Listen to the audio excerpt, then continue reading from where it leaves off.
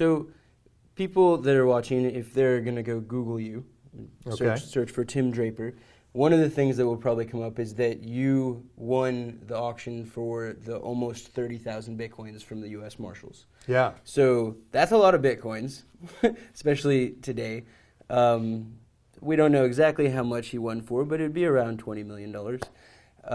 So why did you do that? What kind of compelled you to get that many Bitcoins? There are two reasons. One is Bitcoin is set up so that there are 13 million of them out there, and eventually there will be 21 million, and that's pretty much it.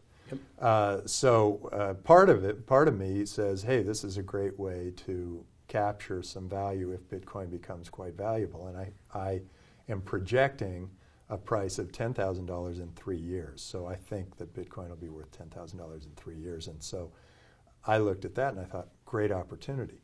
The other piece is that if you have a large block of Bitcoin, you can do some interesting financial work, and much the way a bank with a lot of capital can do a lot of work.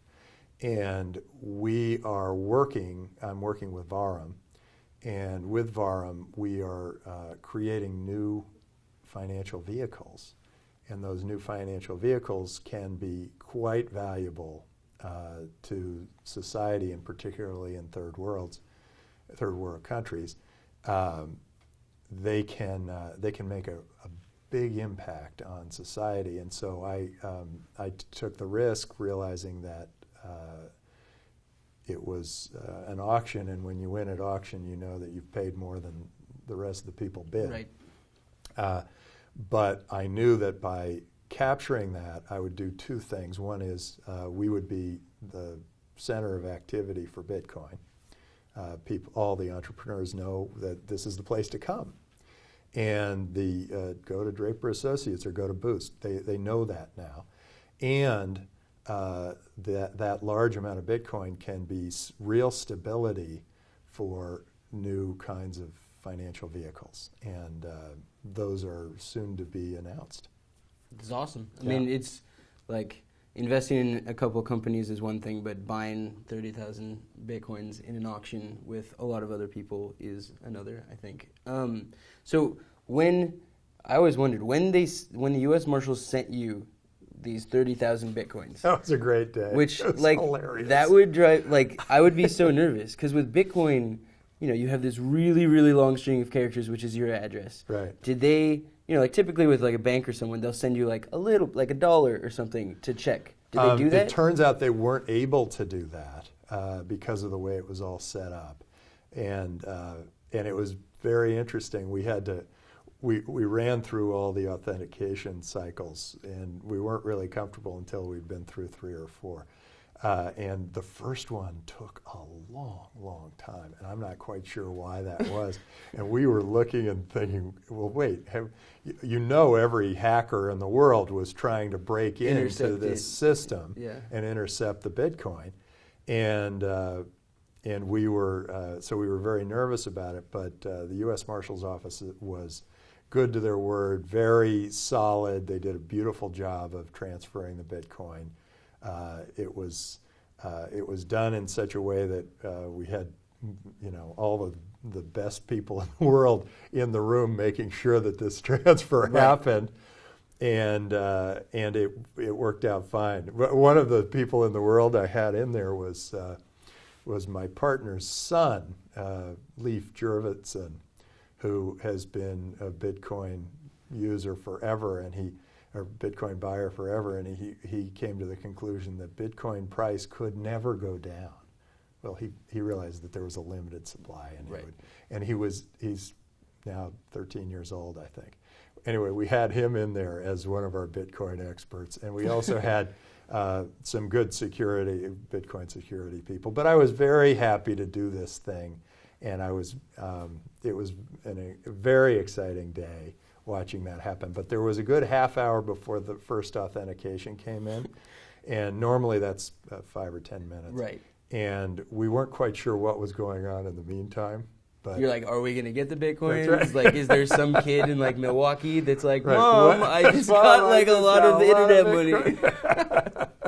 I can pay for college. Yeah. now. Oh, and like everything. Right. That would be an expensive college. That would have been expensive. Yeah, that's crazy. Yeah. So, yeah, that would have been a bad day for you, but Yeah. It was a good day. it was a good day though. So, where do you think Bitcoin's going? Like, what are the innovations you're seeing now? Like, there's smart contracts, there's like crypto equity. Like, what do you believe in? What are you trying to look for? One of the great things about Bitcoin is is that through that technology, you can also have a ledger. It's built as a ledger, and a ledger works in a lot of different ways. You can actually you can have accounting without accountants. You can have contracts without lawyers. You can set up for an event. So let's say we have a contract, and I give you some money, and you give me some equity back. We set it up so that when the company, let's say I get half your company for $1 million or $100 million, whatever. Okay, $100 million. We set this up, and you get the money, and I get the equity, and then when the company is sold, or it goes public, or whatever, that's an event. And at that event, the money is immediately divided between us. It works very well for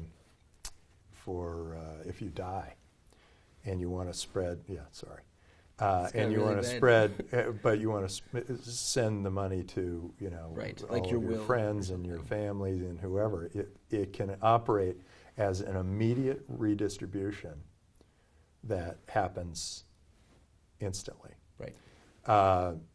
So events, anything with an event at a later date can be quite valuable. It can be done in such a way that it saves many, many, many dollars and is much more honest and straightforward than our current system. So I love these smart contracts because they can build what's called a waterfall, which is really a money fall, for when you've made contracts, your business, and you've gone out and you've made contracts with various people, and then when your company is sold, a certain amount goes out to the bank, and another amount goes out to your employees, and then it goes out to the preferred shareholders, and then to the common shareholders.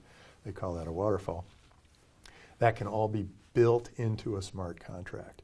The other thing that can be built into a smart contract is accounting. You can, I can sell you something. I sell you a shirt, you pay me money. Normally what has to happen is you have to get your accountant to say, oh, okay, you've sold a shirt, so your sales go up, and you got some money, or you haven't gotten your money yet, and your accounts receivable go up, and then your cash comes in, and then your cash goes up, and your accounts receivable goes down. I similarly have to do the same thing on my end in accounting, where I have, my inventory has gone down, and so my shirts are down, and my cash has gone up because you've sent me cash. Those two accounting events can now be done automatically on both sides because of a smart ledger. This is transformative. This is something that can make all of our lives much easier, and all of the people who did all the accounting and legal work for those kinds of contracts can live even more productive lives. And some really amazing things could happen to our society. We'll end up with more scientists. We'll end up with more engineers. More people focused on creativity. On creating new great things. And we'll get off the planet sooner, and we'll cure cancer sooner, and our economic growth will explode at a much faster rate. So basically, for everyone watching, Bitcoin will enable space travel Bitcoin will improve society. Right. And allow us to do all these awesome things that we've always dreamed of and we Right. make movies about. Awesome. So I think the last question is, if someone out there may be working on a smart contract company, maybe they Come have visit me, Draper Associates. I'm Tim Draper, tim@draper.vc. Come and visit and send me a plan. Cool. Yeah. Send Tim everything. he wants all the awesome Bitcoin companies, specifically smart contracts, or if you have something crazier, send it over to Tim. Well, thank you for letting us all in on all this information about Bitcoin. I think that you put it in such a way that a lot of people are trying to say this, but you say it in a really inspiring way that makes Bitcoin sound like you really understand that it can have a huge impact worldwide, and that this could just bring society up a level. And I think that's super exciting. So, Yeah, I think it's going to make a big difference to all of us. I think it is a major opportunity for all of us, for all of the countries of the world, for all the businesses of the world to really have an accelerator behind us. absolutely. Yeah. Thank you for being here. Great. All right. My pleasure. Bye, guys. Bye, guys.